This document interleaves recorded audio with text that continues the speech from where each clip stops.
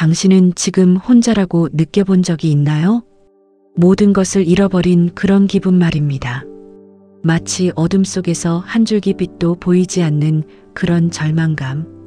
혹은 당신이 가진 것이 너무 작고 초라해서 이 세상에서 자신의 존재가 아무것도 아닌 것 같은 그런 기분 말이에요. 우리는 살면서 그렇게 느끼는 순간들을 만납니다. 사랑하는 사람을 잃었을 때, 계획했던 모든 것이 무너졌을 때, 아무도 내 말을 들어주지 않고 아무도 내 힘듦을 이해해주지 않을 때 말입니다. 혹은 당신이 충분하지 않다는 죄책감, 당신이 받지 못할 것 같은 불안감, 앞으로 나아갈 수 없을 것 같은 두려움 말이에요. 그런데 성경에 그런 사람이 있었습니다. 모든 것을 잃어버린 한 여인. 남편도 없고 아들도 없고 의지할 것도 없이 이 세상에 홀로 남겨진 여인이 있었어요. 그리고 그 옆에는 자신의 남편을 잃고 낯선 나라에서 혼자가 되어버린 젊은 여인이 있었습니다. 하지만 이것은 절망의 이야기로만 끝나지 않습니다. 이것은 어둠 속에서 하나님의 사랑이 어떻게 역사하는지를 보여주는 이야기입니다. 우리가 아무것도 아니라고 느껴도, 우리의 믿음이 작아도, 우리의 위치가 낮아도 하나님은 우리를 잊지 않으신다는 것을 보여주는 이야기입니다. 그 이야기의 주인공은 나오미와 룻이라는 두 여인입니다. 그들의 이야기 속에서 당신의 절망이 희망으로 변하는 경험을 하게 될 것입니다. 그들의 삶 속에서 당신도 여전히 사랑받고 있다는 것을 느끼게 될 것입니다. 지금부터 그 가슴 아프고도 아름다운 이야기를 함께 나누겠습니다. 기원전 1200년경 이스라엘 땅. 사사시대라 불리는 이 시대는 하나님의 말씀을 따르던 지도자들이 이제 사라져가고 모두가 자신의 눈에 옳은 것을 하던 혼란의 시대였습니다. 정치적 혼란과 함께 가장 끔찍한 재난이 이스라엘을 강타했었으니 그것은 바로 흉년입니다. 황금빛으로 물들던 이스라엘의 들판은 하얀 모래로 변해갔습니다. 하늘은 해를 등진 듯 무서운 젓갈색으로 변했고 구름 한 점 없는 하늘 아래 햇빛은 모든 생명력을 빨아들였습니다. 농부들은 밤이 되어도 눈을 감을 수 없었습니다. 내일 먹을 양식이 남아있는지를 궁금해하며 어머니들은 자녀들의 울음소리에 가슴이 찢어졌습니다. 줄 수 있는 음식이 남아있지 않았기 때문입니다.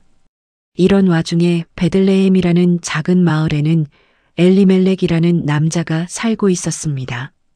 그는 뜻있는 가장이었고 그의 아내 나오미는 그를 따르는 현숙한 여인이었습니다. 그들 사이에는 두 아들 말론과 기룬이 있었는데 이 두 소녀는 아버지처럼 용감하고 어머니처럼 따뜻한 마음을 가진 좋은 아이들이었습니다. 그러나 흉년은 가차 없었습니다. 엘리멜렉은 밤마다 뒤척였습니다. 창밖으로 보이는 죽어가는 들판을 바라보면서요.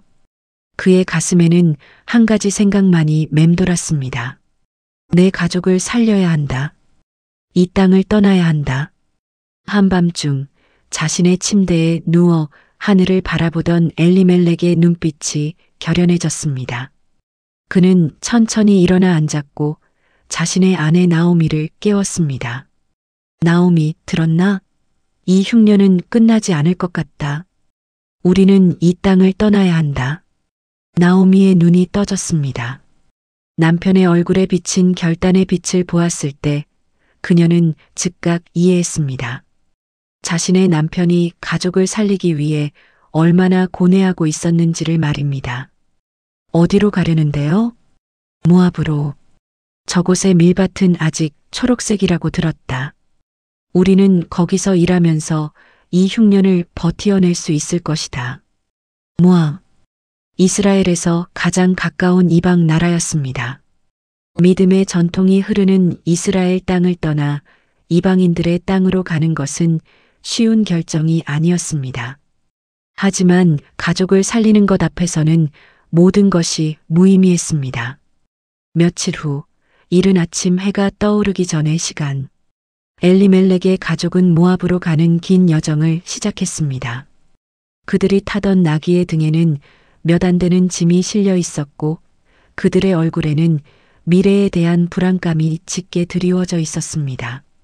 뒤돌아보는 나오미의 눈에는 눈물이 맺혀 있었습니다. 이 땅을 다시 볼 수 있을까요? 이 여정이 정말 옳은 선택이었을까요? 그런 생각들이 그녀의 마음을 흔들었습니다. 그러나 그 먼 길을 가면서도 그들은 몰랐습니다. 하나님이 이 고통스러운 여행 속에서 자신들의 삶을 어떻게 인도하실 건지를 말입니다. 모압에 도착한 엘리멜렉의 가족은 처음에는 희망을 가졌습니다. 정말로 모압의 들판은 초록색이었고 일이 있었고 먹을 것이 있었습니다. 엘리멜렉은 열심히 일했고 나오미는 아이들을 돌봤습니다. 말론과 기룬도 점점 자라나 아버지를 도울 수 있는 나이가 되었습니다. 그렇게 몇 년이 흘렀습니다. 엘리멜렉의 두 아들은 이제 어엿한 청년이 되었습니다. 말론은 더 성숙해졌고 기룬은 더 강해졌습니다. 그리고 그들은 모압의 아름다운 두 여인을 만났습니다. 오르바라는 여인과 루시라는 여인입니다. 사랑은 언제나 예기치 않게 찾아옵니다. 말론은 룻을 보는 순간부터 자신의 마음이 변한 것을 느꼈습니다. 그녀의 부드러운 눈빛, 그녀의 정직한 마음, 그녀의 따뜻한 움직임들 말입니다. 룻도 마찬가지였습니다. 이 이방 나라에서 자신을 친절하게 대해주는 이 남자에게 그녀의 마음은 자연스럽게 향했습니다. 기룬도 오르바라는 여인과 결혼했습니다. 그리고 나오미는 며느리들을 보면서 웃음이 나왔습니다. 이 낯선 땅에서도 자신의 아들들이 가족을 이루었다는 것이 얼마나 소중한지 말입니다. 엘리멜렉도 그 웃음을 나누었습니다. 하지만 하나님이 주신 인생은 언제나 확실하지 않습니다. 어느 날 엘리멜렉이 아팠습니다. 처음에는 작은 열병인 줄 알았습니다. 하지만 그 열병은 점점 심해졌습니다. 나오미는 밤새 그의 곁을 지켰습니다. 아이스를 물에 적셔 그의 이마를 식혀주고 그의 손을 꼭 잡고 무언가라도 해줄 수 있기를 바랬습니다. 하지만 질병은 자비가 없었습니다. 엘리멜렉은 마침내 가족들을 그리며 눈을 감았습니다. 나오미의 절규는 모압의 밤하늘을 찢고 나갔습니다. 그녀가 사랑하는 남편, 그녀의 버팀목, 그녀의 생명과도 같은 사람이 떠났습니다.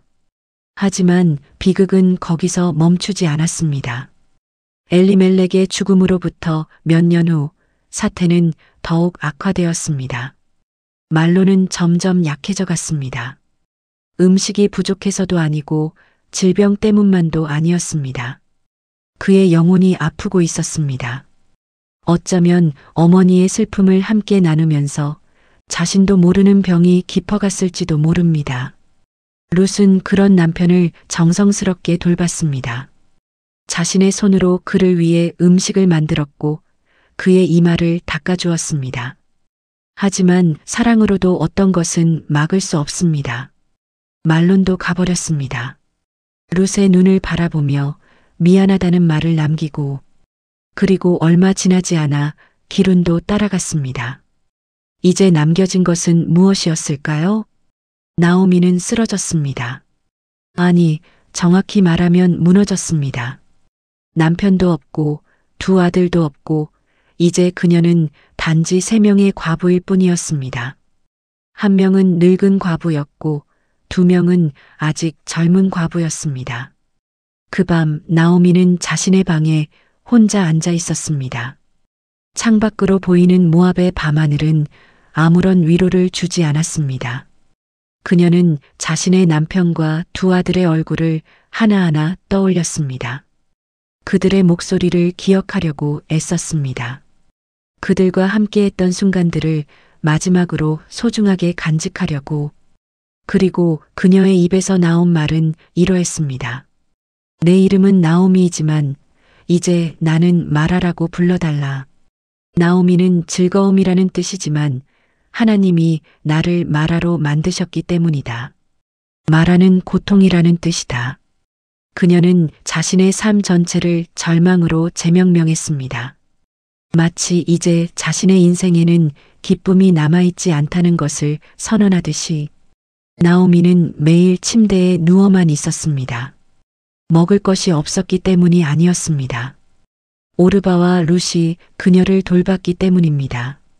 하지만 그녀는 삶을 살고 싶지 않았습니다. 자신의 남편과 아들들이 없는 이 땅에서 혼자 살아가는 것이 무슨 의미가 있겠습니까? 며칠 후 나오미는 오르바와 룻을 불렀습니다. 내 딸들아, 너희는 나를 떠나 각각 자신의 어머니 집으로 돌아가야 한다. 오르바와 룻은 깜짝 놀랐습니다. 어떻게 그런 말씀을 하십니까? 우리가 어디로 가겠습니까? 나오미는 한숨을 쉬었습니다. 그녀의 눈빛은 슬펐지만 동시에 자신의 며느리들을 보호하려는 어머니의 마음이 담겨 있었습니다. 너희의 남편들은 죽었고 나는 아직도 남편이 있을 희망도 없다. 만약 내가 다시 남편을 취하여 자식을 낳는다 해도 너희가 그들의 아내가 되기를 기다릴 수 없지 않은가? 아니다. 내 딸들아, 이것이 나를 위해 더 괴롭게 할 것이다. 왜냐하면 여호와의 손이 나를 치셨기 때문이다. 그녀가 말한 것은 사실이었습니다. 이스라엘의 관습에 따르면 남편이 죽으면 그 형제가 아내를 취해 대를 이어야 했습니다. 하지만 나오미는 아직도 남편도 없고 아들도 없으면서 이 두 여인을 다시 남편과 맺어줄 수 있는 상황이 아니었습니다. 그녀는 자신의 며느리들이 자신 때문에 평생 혼자라는 고독 속에서 살기를 원하지 않았습니다. 두 여인은 나오미를 붙잡고 울었습니다. 아니요, 우리는 당신과 함께 당신의 백성에게로 돌아가겠습니다. 하지만 나오미는 더욱 강하게 그들을 밀어냈습니다. 아니다. 돌아가거라. 너희가 내 집에 들어올 때의 선함을 여호와가 갚아주시기를 바란다. 여호와가 너희 각각에게 남편의 집에서 안식을 얻게 하시기를 원한다. 나오미는 그들의 이마에 키스를 했습니다. 그러자 그들은 더욱 크게 울었습니다. 오르바는 결국 나오미를 떠났습니다. 눈물을 흘리면서 하지만 결정을 내렸습니다. 그녀는 자신의 어머니 집으로 돌아가기로 한 것입니다. 그것이 더 현실적이고 더 실리적인 선택이었으니까요. 하지만 룻은 남았습니다. 나오미가 아무리 말해도 룻은 떠나지 않았습니다. 성경에 기록된 그녀의 결단의 말은 이러했습니다. 나를 떠나가지 말고 나를 따르게. 내가 어디로 가든 너도 가고 내가 어디 머물든 너도 머물 것이다. 내 백성이 너의 백성이 되고 내 하나님이 너의 하나님이 되리니. 그 순간 나오미는 자신의 절망 속에서 처음으로 다른 감정을 느꼈습니다. 그것은 흡사 하나님의 손길이 자신의 차가운 심장을 만지는 것 같은 감정이었습니다. 룻은 단순한 며느리가 아니었습니다. 그녀는 이방 여인이었습니다. 이스라엘 땅에 익숙하지도 않았고 이스라엘의 하나님을 알지도 못했을 사람이었습니다. 하지만 그녀는 자신의 죽은 남편을 위해 모든 것을 포기하고 시어머니를 따르기로 선택했습니다. 이것은 단순한 효성이나 의무가 아니었습니다. 이것은 신앙이었습니다. 비록 아직 그녀가 이스라엘의 하나님을 명확히 알지는 못했을지라도 그녀 안에는 무언가가 일어나고 있었습니다. 그것은 마치 어둠 속에서 처음으로 별빛을 보는 것 같은 것이었습니다.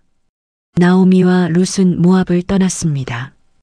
두 여인, 하나는 늙고 슬픔에 잠겨 있었고 하나는 젊지만 모든 것을 잃어버렸습니다. 그들이 가는 길은 불확실했고 앞으로의 삶이 어떻게 될지 아무도 몰랐습니다. 하지만 적어도 그들은 혼자가 아니었습니다. 이것이 그 순간에는 가장 큰 희망이었습니다. 한 달이 넘는 긴 여행 끝에 나오미와 룻은 베들레헴에 도착했습니다. 그들이 떠났던 날로부터 약 10년이 흘렀습니다. 10년이면 모든 것이 변합니다. 사람도 풍경도 그리고 특히 마음도요. 베들레헴의 사람들은 그들을 알아봤을까요? 아마도 몇몇은 알아봤을지도 모릅니다. 하지만 나오미는 더 이상 그 과거의 여인이 아니었습니다.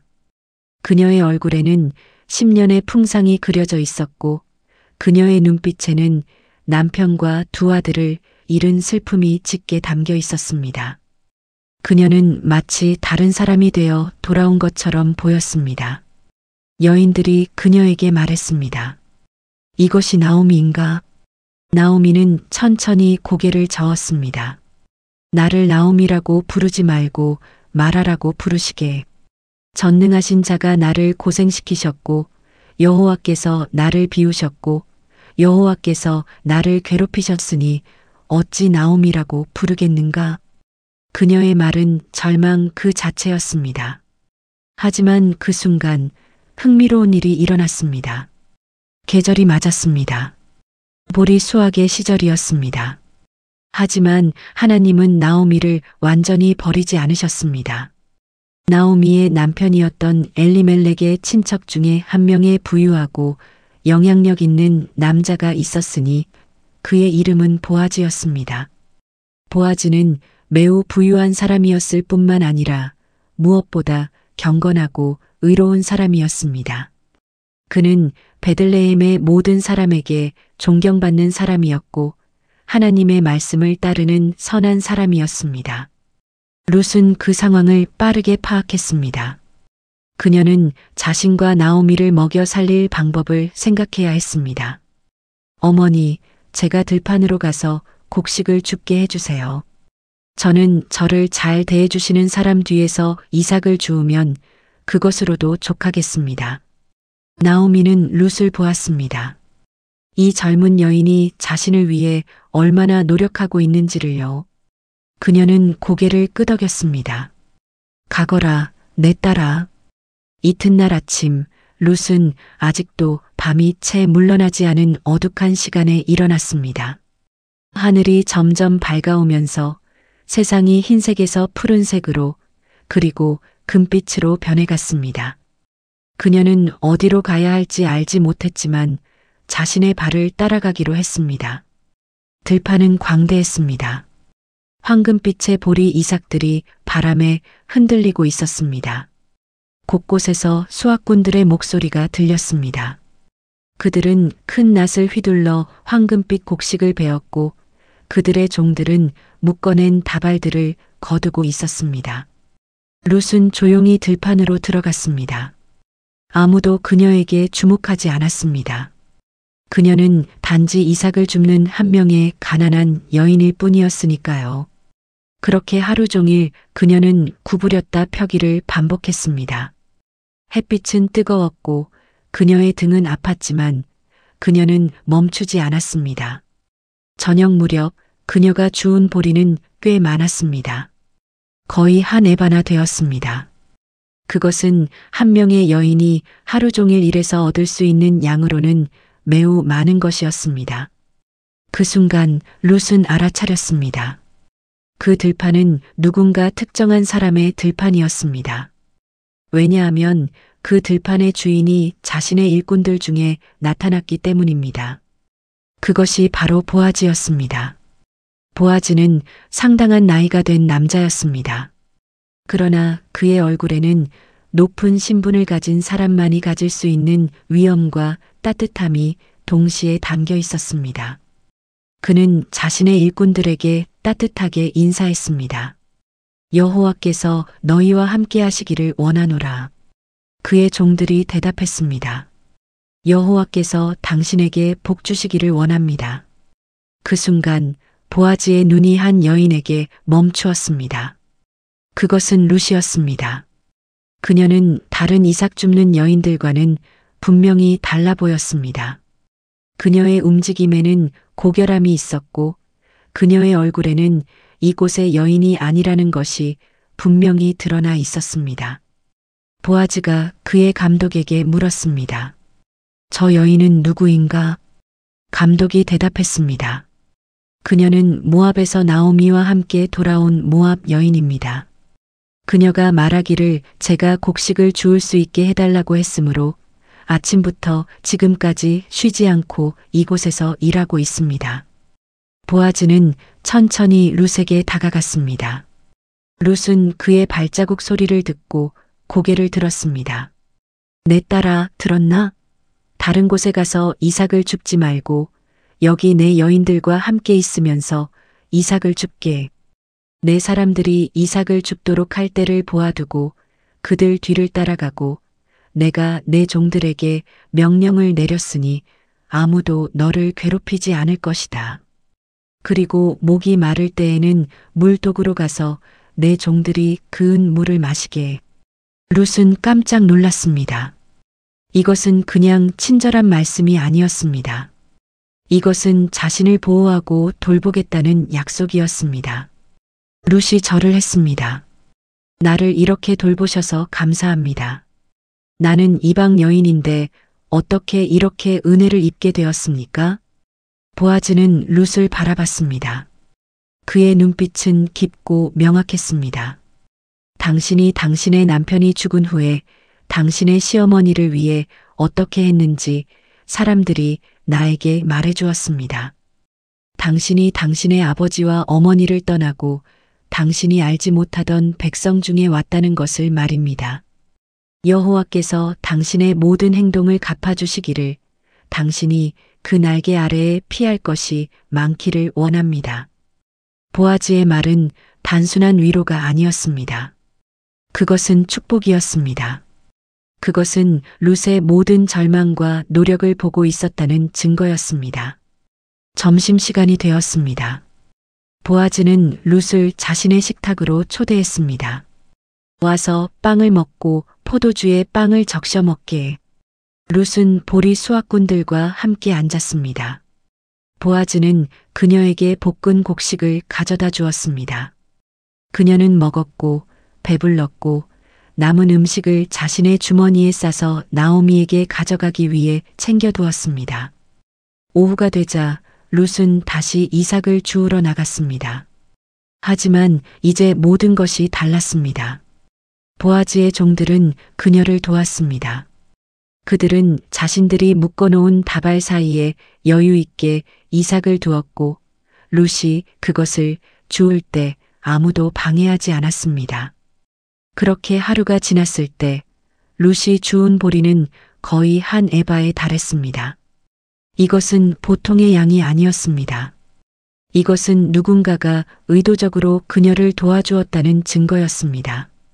저녁 무렵 룻은 나오미에게 돌아갔습니다. 나오미는 그 많은 보리를 보고 놀랐습니다. 누가 너에게 이렇게 잘했는가? 누가 너를 돌봤는가? 룻이 대답했습니다. 내가 일한 그 사람의 이름은 보아즈입니다. 나오미의 얼굴이 창백해졌습니다. 그리고 그 순간 무언가가 그녀 안에서 깨어났습니다. 그 사람에게 복이 있기를 원합니다. 그 사람은 우리에게 선을 베푸는 것을 멈추지 않고 있습니다. 그 사람은 우리의 친척입니다. 그 사람은 우리를 구속할 수 있는 자 중에 하나입니다. 그것이 나오미가 처음으로 희망을 이야기한 순간이었습니다. 절망으로 이름을 바꾸었던 그 여인이 이제 희망을 말하고 있었습니다. 룻은 그 시즌 내내 보아즈의 들판에서 이삭을 주었습니다. 그녀는 그의 다른 여인들과 함께했고 보아즈의 종들은 항상 그녀를 돌봤습니다. 그리고 매일 저녁 룻은 많은 곡식을 가지고 나오미에게 돌아갔습니다. 이 과정에서 보아즈는 룻을 자주 봤습니다. 그리고 그를 볼 때마다 그의 마음속에는 무언가 깊은 감정이 커져가고 있었습니다. 그것은 단순한 친절이 아니었습니다. 그것은 사랑이었습니다. 보리 수확의 시절이 끝났습니다. 이제 밀 수확의 시절이 오고 있었습니다. 나오미는 룻에게 말했습니다. 내 딸아, 내가 너를 위해 안식처를 구해서 너를 좋게 해주지 않겠는가? 내가 우리의 친척 보아즈와 함께했지 않는가? 봐라, 그 사람이 오늘 밤 곡식더미 곁에서 보리를 까분다. 나오미는 룻을 불렀습니다. 그리고 그녀에게 계획을 말했습니다. 그것은 당시의 풍습에 따른 구속 관례였습니다.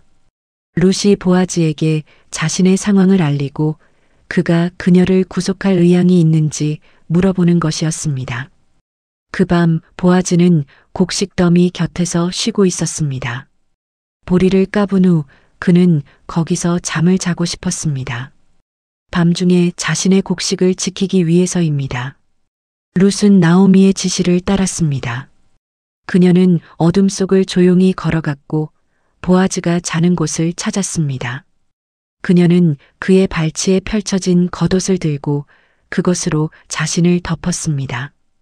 그것은 단순한 행동이 아니었습니다. 당시 이스라엘의 관례 속에서 그것은 보아즈에게 자신을 아내로 삼아달라고 청하는 청혼의 행위였습니다. 밤중에 보아즈가 깼습니다. 그는 자신의 발치에 누군가가 있다는 것을 깨달았습니다. 누구인가? 룻의 목소리가 어둠 속에서 들렸습니다. 저는 당신의 종 룻입니다.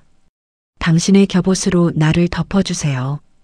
당신이 나를 구속할 수 있는 친척이기 때문입니다. 보아즈는 룻을 바라봤습니다. 어둠 속에서도 그 여인의 고결함이 드러나 보였습니다. 내 딸아, 당신은 축복을 받을 것입니다. 당신이 보인 이내는 처음 것과 나중 것이 더 좋습니다. 당신이 젊은 남자들을 따르지 않았기 때문입니다. 부자든 빈자든 말이다. 그리고 이제 나의 딸이여, 두려워하지 마시게. 당신이 모든 일에서 여인의 덕을 보이고 있기 때문이다. 실제로 당신을 구속할 수 있는 친척이 나뿐만이 아니다. 하지만 또 다른 친척이 나보다 더 가까운 친척이다.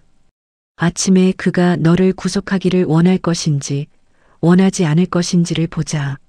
만약 그가 너를 구속하기를 원하지 않으면 살아계신 여호와로 맹세하여 내가 너를 구속하리니 누워 있거라. 룻은 그 말을 듣고 마음이 든든해졌습니다. 아침 일찍 보아즈는 그 친척을 찾아갔습니다. 그는 성문에서 그를 만났습니다. 성문은 공식적인 거래가 이루어지는 장소였습니다. 보아즈는 10명의 장로들도 함께 데려왔습니다. 보아즈가 그 친척에게 말했습니다. 엘리멜렉의 밭을 팔려고 하는 나오미에 대한 일에 대해 당신이 구속할 것인지 말씀해 주세요. 그 친척이 대답했습니다. 내가 구속하겠습니다. 하지만 보아즈가 계속했습니다. 그렇다면 당신이 나오미에게서 그 밭을 사는 날 당신은 또한 모압 여인 룻을 아내로 취하여 죽은 자의 이름을 그의 산업 위에 세워야 할 것입니다. 그 순간 그 친척의 얼굴이 변했습니다. 그렇다면 나는 구속할 수 없습니다. 그것이 나의 산업을 훼손할 것이기 때문입니다. 당신이 내 권리를 취하세요. 나는 구속할 수 없습니다. 그는 이기적이었습니다. 자신의 이익 때문에 그 여인을 거절했습니다. 보아즈가 장로들과 모든 백성에게 말했습니다. 당신들이 증인입니다. 오늘 나는 엘리멜렉의 모든 산업과 말론과 기룬의 모든 산업을 나오미의 손에서 사들였습니다. 그리고 나는 또한 모압 여인 룻을 아내로 취하였으니 죽은 자의 이름을 그의 산업 위에 세우려 함입니다. 이로써 그의 이름이 그의 형제와 그의 성읍 중에서 끊어지지 아니할 것입니다. 장로들과 모든 백성이 외쳤습니다. 우리가 증인입니다.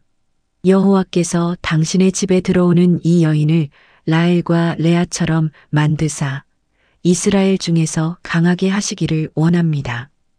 그리고 당신이 이 젊은 여인으로 말미암아 유명하게 되기를 원합니다.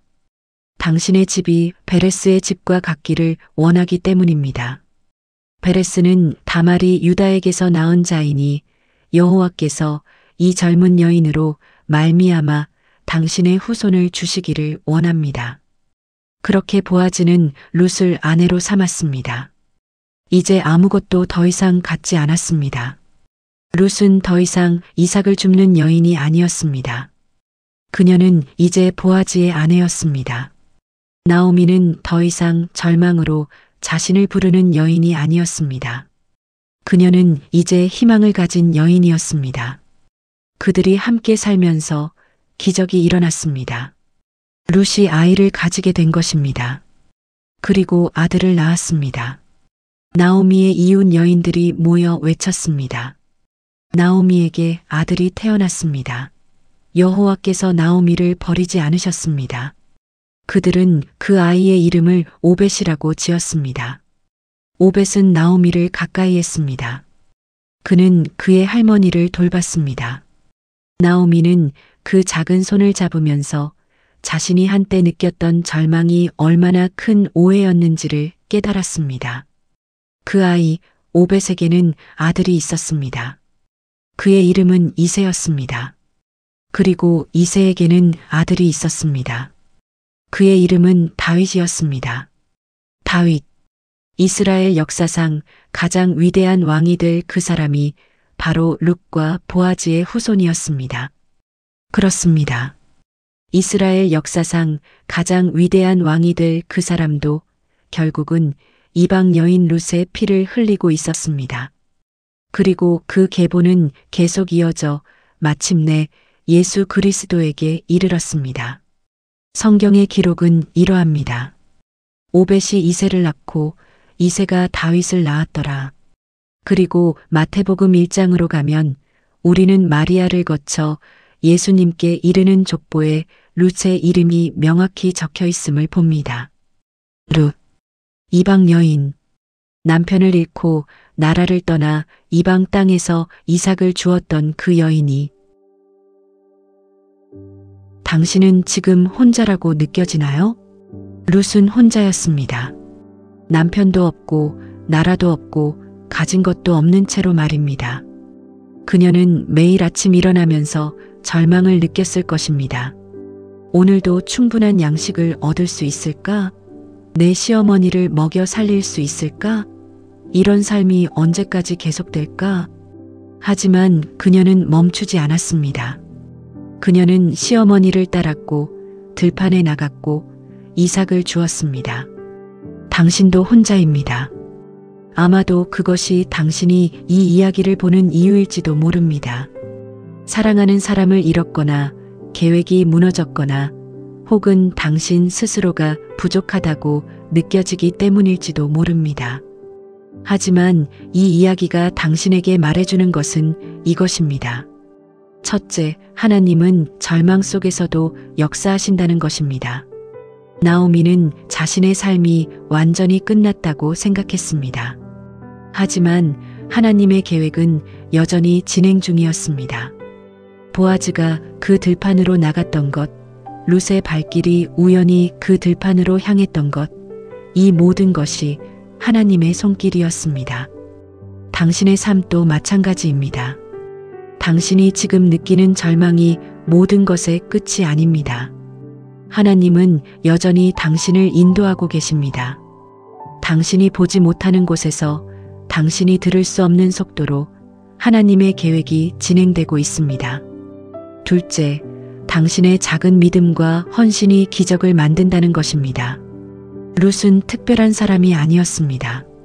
그녀는 이방 여인이었고 부족한 사람이었고 아무것도 가진 것이 없던 사람이었습니다. 하지만 그녀가 시어머니를 위해 이삭을 줍던 그 작은 헌신 속에 하나님은 역사하셨습니다. 당신도 그렇습니다. 당신이 가진 것이 작아도 괜찮습니다. 당신이 할 수 있는 것이 많지 않아도 괜찮습니다. 당신이 할 수 있는 그 조그마한 것을 진심으로 그리고 계속해서 하면 된다는 것입니다. 그곳에 하나님의 기적이 있습니다. 셋째, 당신은 결코 혼자가 아니라는 것입니다. 룻은 절망 속에서도 나오미를 떠나지 않았습니다. 그리고 나오미도 룻을 버리지 않았습니다. 그리고 보아즈는 이 두 여인을 보호했습니다. 당신도 그렇습니다. 당신이 느끼는 그 고독 속에서도 하나님은 당신을 버리지 않으셨습니다. 그리고 당신 주변에는 당신을 도울 사람들이 있습니다. 혹은 앞으로 나타날 것입니다. 당신이 그들을 보지 못할 수도 있지만 그들은 당신을 보고 있습니다. 마지막으로 가장 중요한 것입니다. 당신의 절망은 끝이 아니라는 것입니다. 그것은 새로운 시작의 입구입니다. 룻이 경험한 절망은 그녀를 보아즈에게로 인도했습니다. 나오미의 절망은 그녀가 손주 오벳을 안을 수 있게 했습니다. 그리고 그 계보 속에서 다윗이 태어났고 마침내 예수 그리스도가 태어났습니다. 당신의 절망도 그렇습니다. 당신이 지금 느끼는 그 슬픔, 그 두려움, 그 외로움은 결국 당신을 누군가에게로 인도할 것입니다. 혹은 무언가를 발견하게 할 것입니다. 혹은 당신을 더욱 깊이 있는 사람으로 만들 것입니다. 지금 이 순간에 혹시 당신이 나오미처럼 느껴진다면 이것을 기억하세요. 나오미가 하나님을 버리지 않았을 때 하나님도 그녀를 버리지 않으셨습니다. 아니, 정확히 말하면 나오미가 하나님의 은혜를 믿을 수 있는 환경을 만드신 것은 하나님이셨습니다. 룻이라는 며느리를 주셨고 보아즈라는 친척을 만나게 하셨습니다. 당신의 삶도 그렇게 만들어질 수 있습니다. 만약 당신이 지금 룻처럼 느껴진다면 절망하지 마세요. 당신의 매일의 작은 노력, 당신의 매일의 작은 선택, 당신의 매일의 작은 믿음이 모여서 기적을 만들 것입니다. 당신이 오늘 하는 그 작은 것이 내일의 큰 변화를 만들 것입니다. 그리고 혹시 당신이 보아즈처럼 누군가를 도울 수 있는 위치에 있다면 그 손을 뻗으세요. 세상에는 룻과 나오미처럼 도움이 필요한 사람들이 있습니다. 당신이 그들에게 주는 그 따뜻한 손길이 그들의 절망을 희망으로 바꿀 수 있습니다.